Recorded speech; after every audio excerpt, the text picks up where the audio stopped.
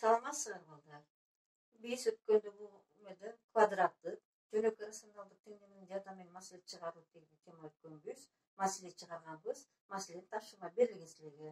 641 баштап 644 чейин тапшырма берилген. Силерге чыгарган болсоңуз керек эми түшүндүрмө берилген баарына. Эми бүгүн улап чыгарабыз. Номер 645 баштайбыз. Анда чоң окуйбуз. Тик бурчтуу үч бурчтуктун аянты 180 см квадрат.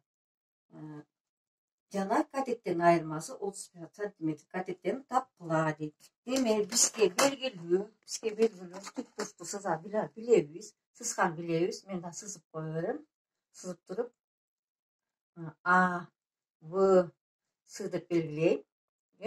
Анан бизден эмне берилди биз ошондо? Берилди С аянты 180 см квадрат жана катеттердин айырмасы 31 сантиметрге барабар дейт. Ошондо бизден АБны жана Асын тап дейт. Эки катеттен табыш керек экен. Биз бул жерден билебиз. Тик бурчтуктун аянтын чыгарганда дайыма эки катеттин көбөйткөнүн жадына барабар болот ар дайым. Ошондо биз чыгарабыз формула. Биз формуладан биринчи азыр ордуна койгондон мурда биз А В минус Асыдан Абыны таап алайлы мынакей. Ошондо АВ барабар 31 плюс Асы деп таап алабыз. Эми формула чыгарабыз. Эми үч бурчтуктун аянтын азыр айттым. Мен айттым эки катеттин көбөйтүндүсүнүн жадына барабар дедим. Экөөнү көбөйтүп туруп бөлүнгөн 2 дейбиз. Бизде аянт белгилүү. Аянттын ордуна 180 коебуз. Барабар Абынын ордуна 31 кошулган Асыны коебуз. Ошондо 31 кошулган Асы көбөйтүлгөн Асы бөлүнгөн 2. Бөлүү 2-нин баратын оң жагына алып өтсөк 180 көбөйтүлүп калат. 360 барабар качан көбөйтөбүз. Качан көбөйткөндө 31 Асы кошулган Асынын квадраты. Эми жасалабыз. Асынын квадраты кошулган 31 Асы 360 баратын оң жагына өткөндө минус 360 болот. Барабар 0. Квадрат эмне болуп калды? Биз квадраттын эмне чыгарганын билебиз. Дискриманттын жардамы менен чыгарабыз. Дискримант чыгарганыбызда d барабар 31-ин квадраты, анан минус 4 менен 360-ты көбөйтүп, баарын жалпы кошкондо 2401. Бул 2401 49-тун квадраты болот. Демек d оң сан болгондуктан 2 тамырга болот. Ошондо А, С 1-ин тапканыбызда 9 чыгат. А, С 2-ин тапканда минус 40 чыгат.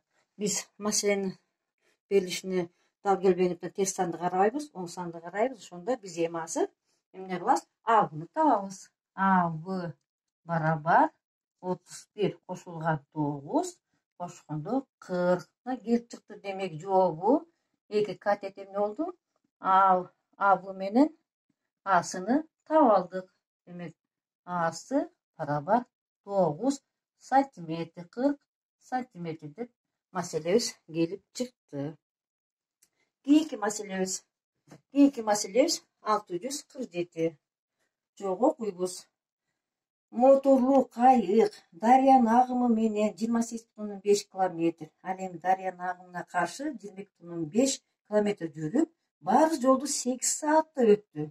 Кайыктын акпай турган суудагы ылдамдыгы 7 км/саат болсо, дарыянын агымы ылдамдыгын тапкыла дейт. Демек биз маселени чыгардан мурда эмне кылабыз? Маселенин шартын түзүп алабыз. Шартын кантип түзөбүз? Шартын түзгөндө биз эмне кылабыз? Бизден эмнени сурап атат? Бизден дарыянын агымынын ылдамын сурап атат. Чыгаруу. Дарыянын агымынын ылдамын сурап атат. Демек, ошол дарыянын агымынын ылдамдыгын биз x км/саат деп алабыз. X км/саат деп белгилеп алабыз. Эми бизге кайыкта акпай турган суудагы ылдамдыгына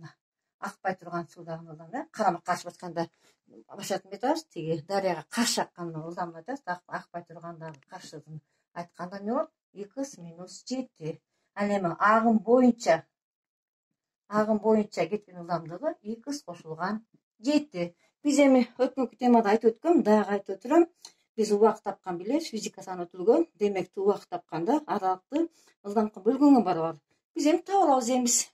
Таап алабыз, анда кантип таап алабыз? Бизге белгилүү, дарыя агым менен кеткен ылдамдыгы да белгилүү, аралыкта белгилүү, каршы кеткен аралыкта белгилүү. Анда жазып алабыз, анда 28,5 бөлүнгөн 2 плюс 7 бул агым боюнча сарпталган ылдамдык, убакыт, убакыт. Ал эми 22,5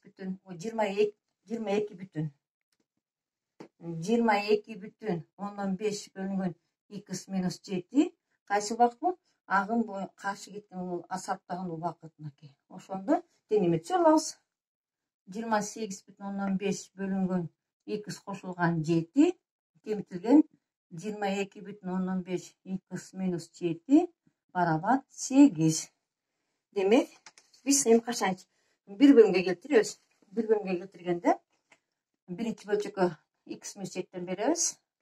x минус 7 минус 22,5 x плюс 7 барабар 8. x минус 7 x плюс 7 болду. Эми чыгарабыз, бияка чыгарайлы. Эки кашан көбөйүп чыгабыз. Кашан көбөйткөндө эмне болду? 28,5 x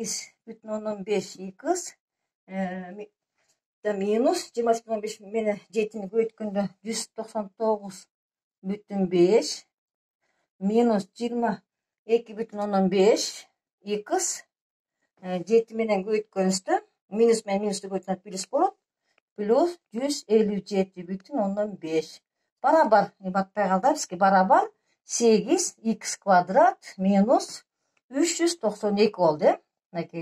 Эми биз топтоштурса баарын чыгарганда бизден эмне пайда болду? 8x квадрат минус 6x экөөнү кемиткенде минус 35 келип чыкты. Барабар 0 болду. Баарын тиги дискриматын табабыз. Ошондо дискриматын таап, 6-ын квадратын баарын көбөйткөндө 1156 чыгат, а бул болсо 34-ün квадраты. Демек, x1 тапканда 2,5, x2 тапканда минус 1,75. Биз маселенин берилишине дал келбегенден терс санды карабайбыз да, оң санды ошондо жообу 2,5 километр саат. Демек, биздин маселе келип чыкты. Көрдүңөр барды кандай чыгарды. Демек, биз физиканы дагы пайдаланып, өтүлгөн формулаларды колдонобуз. Кийинки маселебиз 653.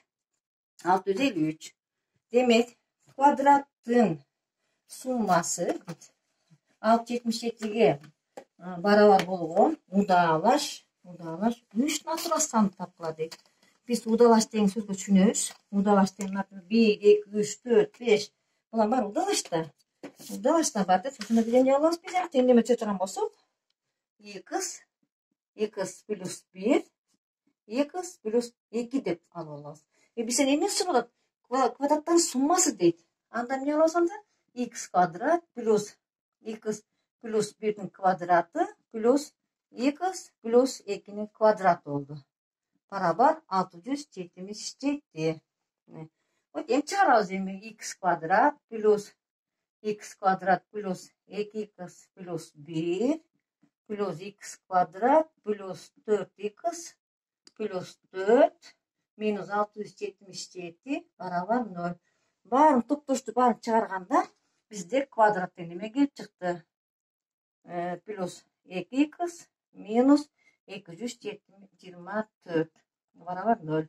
Дискриматын чыгарат, дискримат тапканда 900 келип чыгат. Демек, x1 барабар 14, x2 барабар минус 16. Эми чыгарабыз, эми биз бир натурал сан табылды. Demek 14. 14'e 1'de koysam 15. 15'e 14'e 2'ni koysam 16. Cevabı 16 oldu. Ters ameni qaraganda minus necha qarab tura? Minus 16'dan 1'ni kemtebiz. Onu minus 16'dan ona 1'ni kemtebiz. Anan 2'ni kemtebiz. Oşonda bizim misallar gelip çıgat. Demek cevap gelip çıktı. Hem sizlerge bugünkü temabızın taşırması kayсы oldu?